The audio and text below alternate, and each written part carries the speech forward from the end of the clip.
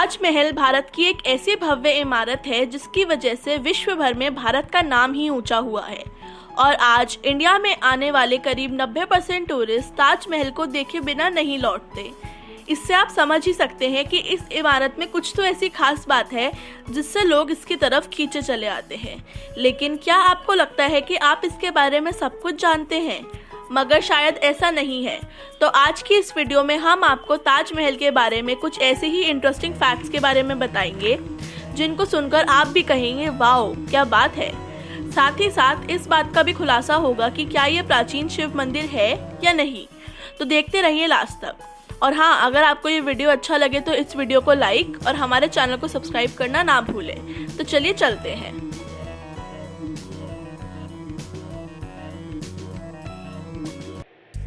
क्या आपको पता है कि ताजमहल में आखिर कितनी मंजिलें हैं? नॉर्मली अगर वहाँ कोई भी जाता है तो उसको लगता है कि ताजमहल में केवल 3 मंजिलें हैं, मगर आपको जानकर हैरानी होगी कि ताजमहल में दरअसल 3 नहीं मगर 7 मंजिलें हैं। जी हाँ, इसको अगर मंजिलों के आधार पर देखा जाए तो दरअसल 3 मंजिलें जमीन के नीचे और 4 मंजिलें जमीन के ऊपर है। जो बात इससे भी ज्यादा अजीब है वो है इसकी सबसे नीचे वाली मंजिल। उस मंजिल में जाने की किसी को भी परमिशन नहीं है। यहाँ तक कि इंडियन गवर्नमेंट का मानना है कि अगर इस मंजिल को खोला गया तो ताजमहल की बुनियादी ढांचे पर फर्क पड़ेगा और इसका बेस भी कमजोर हो सकता है। जैसा कि आप जानते ही हैं कि कुतुब मीनार भारतीय ऐतिहासिक इमारतों में से सबसे ऊंची इमारत मानी जाती है, मगर आपको जानकर हैरानी होगी कि असल में ऐसा नहीं है। जी हाँ दोस्तों, बल्कि ताजमहल कुतुब मीनार से भी ऊंचा है।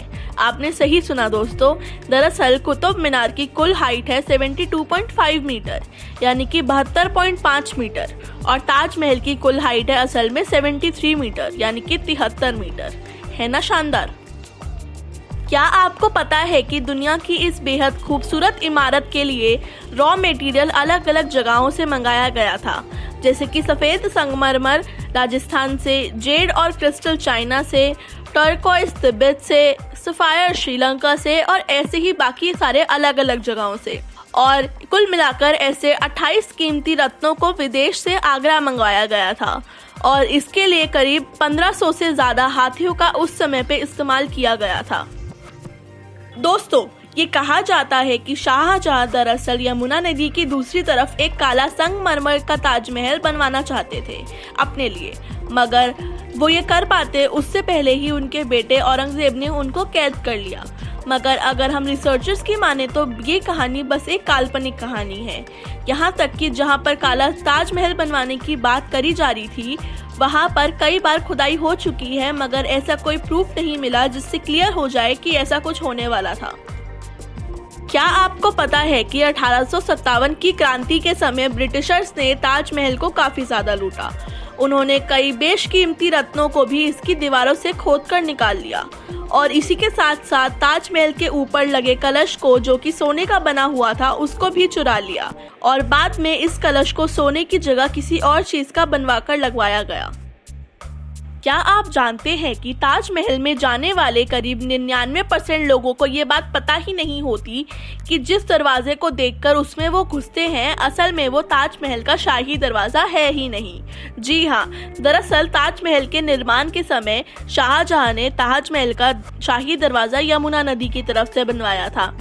ये भी कहा जाता है कि शाहजहां के सभी मेहमान ताजमहल में यमुना नदी की तरफ से यानी कि उसी शाही दरवाजे से आते थे और इसी दरवाजे को ताजमहल का मुख्य द्वार भी माना जाता था। मगर यमुना नदी का स्तर बढ़ता चला गया और मुख्य द्वार मुगल के टाइम पर ही नष्ट हो गया, इसलिए आज सभी लोग ताजमहल की दूसरी तरफ वाले द्वार से प्रवेश करते हैं जो कि यमुना नदी की दूसरी तरफ स्थित है। आपने ये तो सुना ही होगा कि शाहजहां ने ताजमहल बनाने वाले मजदूरों के हाथ कटवा दिए थे क्योंकि वो नहीं चाहते थे कि ताजमहल जैसी इमारत दोबारा बने। मगर आपको जानकर मजा आएगा कि ये बात बिल्कुल ही झूठ है। जी हाँ, दरअसल रिसर्चर्स का माने तो शाहजहां ने मजदूरों के साथ एक कॉन्ट्रैक्ट किया था जिसमें उन्होंने मजदूरों से जीवन भर ना काम करने की बात कही थी, या ये कह लीजिए शर्त रखी थी, जिसके बदले में उन मजदूरों को रेगुलर रकम भी मिलती थी।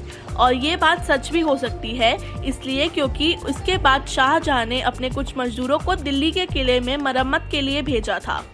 और अब आप समझ ही सकते हैं कि अगर उनके हाथ कट चुके होते तो ये पॉसिबल ही नहीं होता। जी हाँ, क्या आपने कभी सोचा है कि आखिर ताजमहल को बनवाने में कितना खर्चा आया होगा या आज की दुनिया में इसकी क्या कीमत है? तो रिसर्चर्स ने उस समय की कीमती पत्थरों के मूल्य के आधार पर और कई सारे चीज़ों के आधार पर एक एस्टिमेटेड रकम निकाली है, जो कि है यानी कि ये कितने में बना होगा वो है करीब 3 करोड़ 80 लाख रुपए का खर्चा आया होगा इसको बनाने में। और उसी के हिसाब से अगर आज की कीमत देखें तो ताजमहल की कीमत करीब 57 अरब और 60 करोड़ है। क्या आप जानते हैं कि ये जो ताजमहल के आसपास 4 इसकी मीनारें हैं वो दरअसल ज़मीन पर सीधी नहीं खड़ी हुई? जी हाँ, ऐसा इसलिए क्योंकि इन मीनारों को निर्माण के समय ही बाहर की तरफ थोड़ा सा झुकाकर बनाया गया है, ताकि भूकंप या कोई भी प्राकृतिक आपदा की वजह से अगर ये गिरे तो ये बाहर की तरफ गिरे और बाकी ताजमहल के पार्ट्स को नुकसान ना हो। अब हम आपको उस फैक्ट के बारे में बताते हैं जिसका आपको बेसब्री से इंतजार था। अक्सर आपने लोगों के मुंह से ये बात तो सुनी ही होगी कि ताजमहल पहले एक हिंदू शिव मंदिर था। दरअसल ऐसा इसलिए सुना होगा क्योंकि इस थ्योरी की शुरुआत करीब 1989 में हुई थी टी.एन. ओक के द्वारा लिखी गई एक किताब जिसका नाम था द ताजमहल इस तेजो महल और शिवा टेम्पल। इस किताब में उन्होंने कई फोटोज के साथ ये बताने की कोशिश की है कि ताजमहल पहले एक शिव मंदिर था और यहाँ तक कि शाहजहां ने शिवलिंग को अपने नीचे वाले खानों में छुपा कर रखा है। और सिर्फ ये ही नहीं, उन्होंने अपनी बात को प्रूफ करने के लिए सन 2000 में सुप्रीम कोर्ट में अर्जी भी डाली थी कि ताजमहल के निचले तय खानों को ज़रूर खुलवाया जाए, मगर उनकी इस अर्जी को खारिज कर दिया गया और ताजमहल एक शिव मंदिर था इसका तो कोई ठोस सबूत नहीं मिल पाया है, मगर शाहजहां ने इसको बनवाया था इसके बारे में ही इतिहास में चीज़ें मिलती हैं। तो आज के लिए बस इतना ही। आशा करते हैं कि आपको ये वीडियो अच्छी लगी होगी। अगर हाँ तो इस वीडियो को लाइक और हमारे चैनल को सब्सक्राइब करना ना भूलें। आपसे मुलाकात होगी अगली बार। आपसे मिलकर अच्छा लगा। धन्यवाद।